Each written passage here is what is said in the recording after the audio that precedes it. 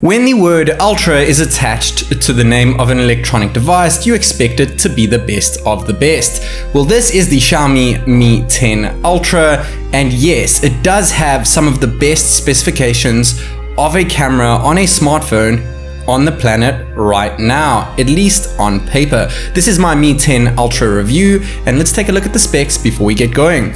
At the back of the phone, we have the main 48 megapixel custom-made Xiaomi sensor with a massive lens size, bigger than anything that I have seen, with pixel binning of 4:1 and pixel upscaling to 108 megapixels. We have a Periscope 48 megapixel lens with up to 120 times zoom, a telephoto 12 megapixel lens with 2 times optical zoom, no pixel binning over here of course, ultra-wide 20 megapixel camera over here with the largest field of view I've ever seen at 128 degrees, and a 20 megapixel selfie snapper to boot. This is Technic, and without further ado, let's go.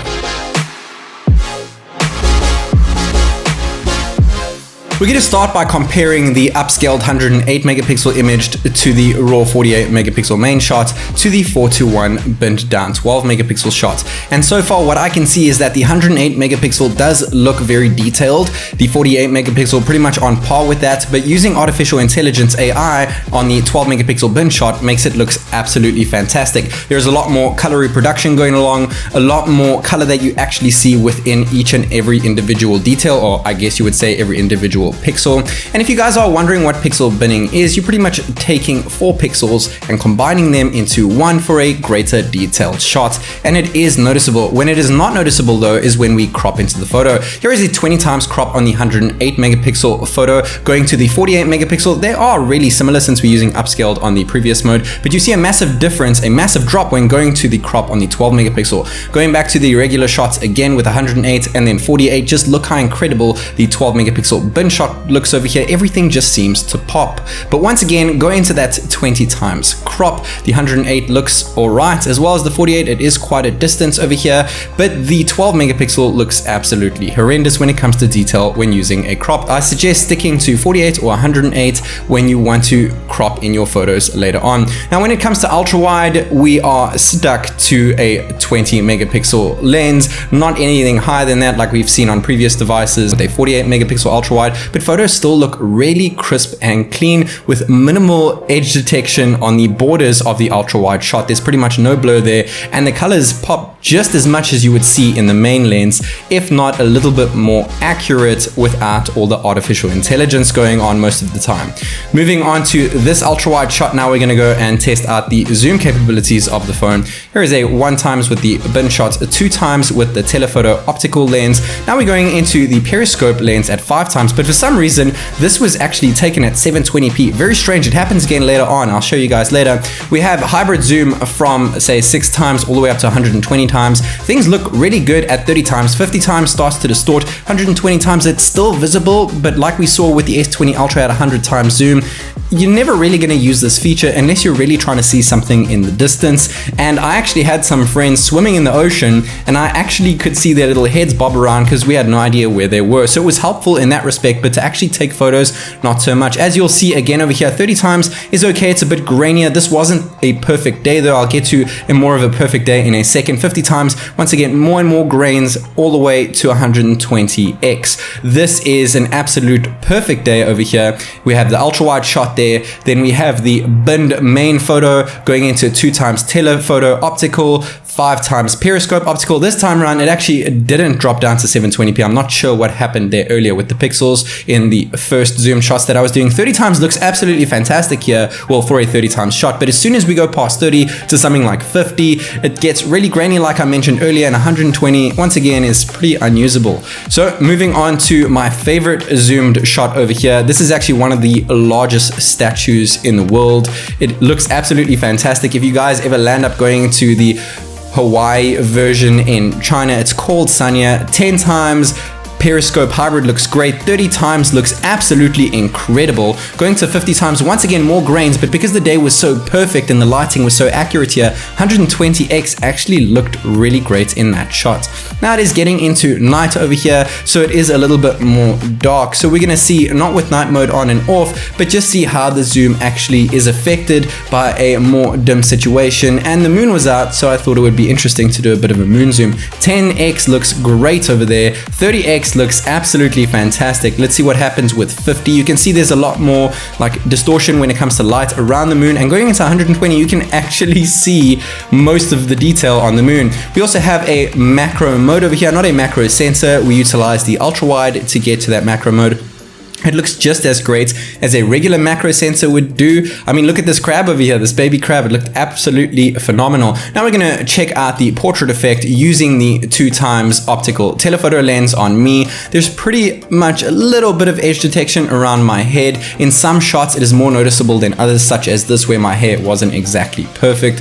But in other shots, when not taking a picture of me, there's pretty much no edge detection around an object. Moving on to something, for example, with this flower over here, from a bent regular shot to the portrait, once again it makes it pop, really blows the background out so naturally, but then sometimes it really struggles when it isn't in a perfect lit situation, such as this next picture, which I'm going to show you guys over here with this glass. It doesn't really quite know what to do with glass, so it doesn't have the best edge detection, but it still picks up all the particles of the water, which is great. And just taking some regular shots of food looks really good, even close up and personal. I must say I've never taken shots of food before, but there we go. We have a full HD 60 FPS option when it comes to video recording. Things are extremely stable over here. I had some stability issues with my Xiaomi Mi 10 Pro, but that is absent with the Mi 10 Ultra. 4K 60, just as smooth and even more detailed than full HD 60 over here. And we also have 8K 24 FPS on the Mi 10 Pro, its predecessor.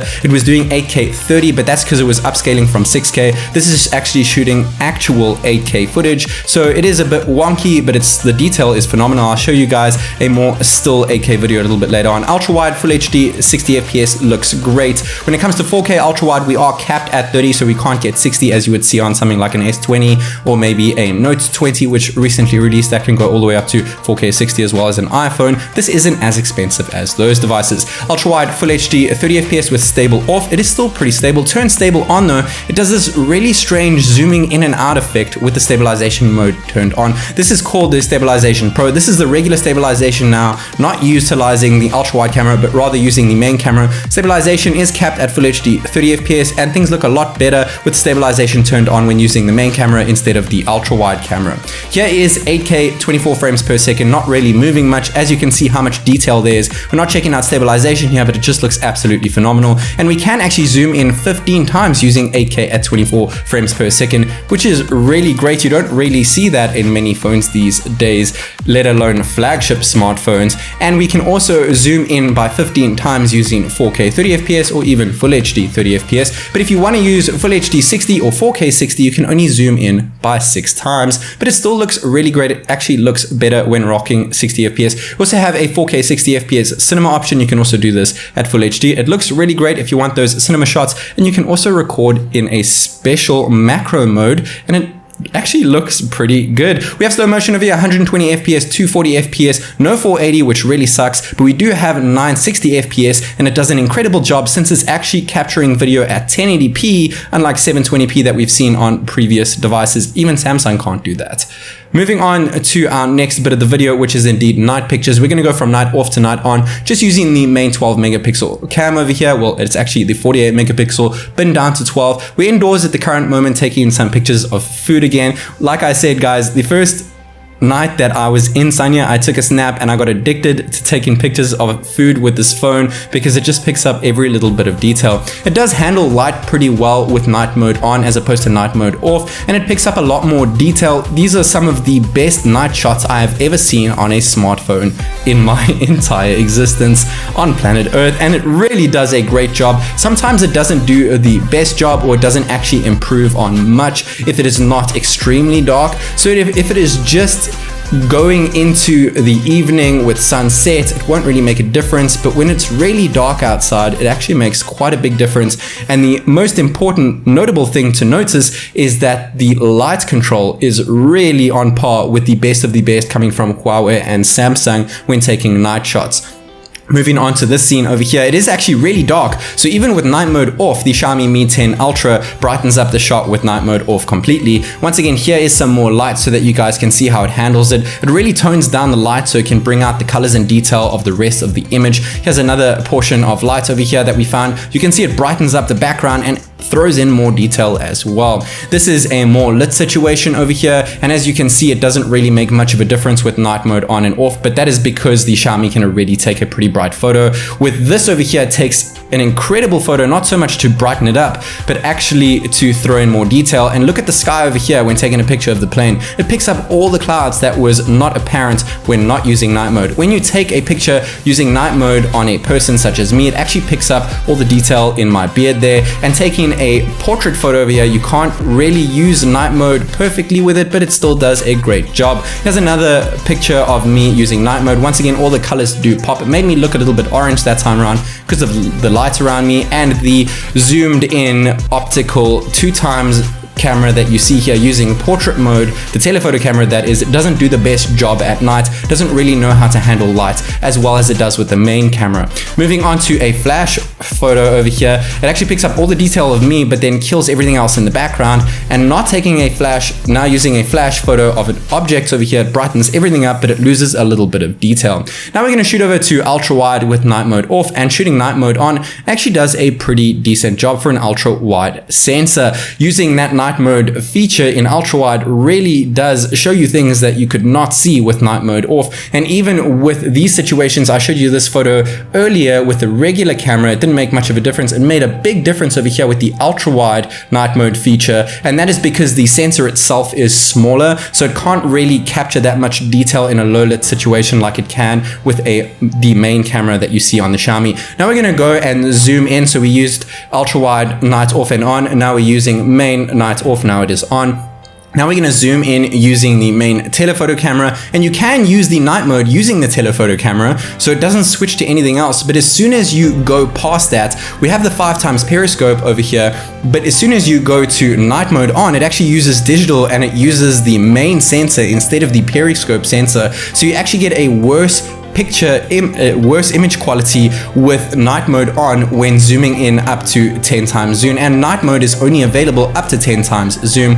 It did that funny thing once again, this time with ultra wide this time around, where it was capping at 720p resolution. Not sure why that happened, but we're going to go in again. So we're at 2x telephoto night mode off, now night mode on. You can see there's a big difference and you don't lose much detail. The periscope 12 megapixel night mode off looks decent. It looks even worse with night mode on. You lose so much detail because it actually flips back to the main camera in order to use night mode, so it's using digital processing instead of hybrid processing.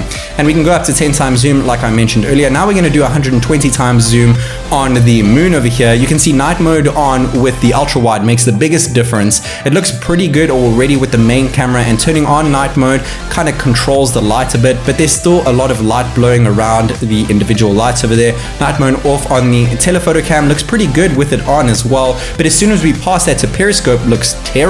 You can't even see the shape of the moon, and night mode on looks even worse. The same thing can be said with using the periscope at 10x, and then night mode on once again makes it look like a round moon even though it's a crescent at the current moment. 30x actually picks up all the detail, which is great. 50x still keeps that detail. It looks absolutely superb for such a zoomed shot, but once again the light gets blown out a bit too much with 120x zoom. Using the main camera at night, I did shoot at full HD 60 FPS. I did make sure of this, but for some reason it dropped down to 33 FPS. I tested it out with 30 FPS as well, and that dropped down to 27 FPS. Nevertheless, it still looks pretty decent. Not as many frames, but the lighting is pretty good for an evening shot.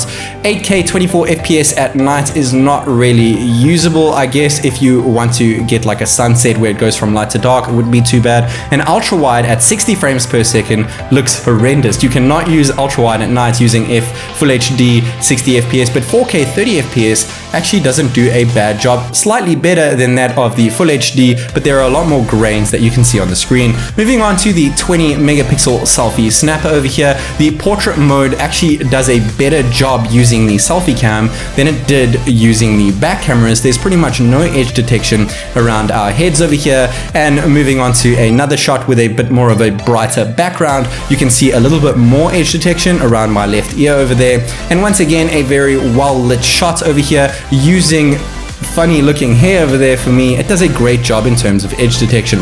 Perfect hair in this scene over here. Once again, edge detection a little bit to the top right over there of my head. And now I'm going to show you guys some different filters that Xiaomi have actually included within the Mi 10 Ultra's selfie cam.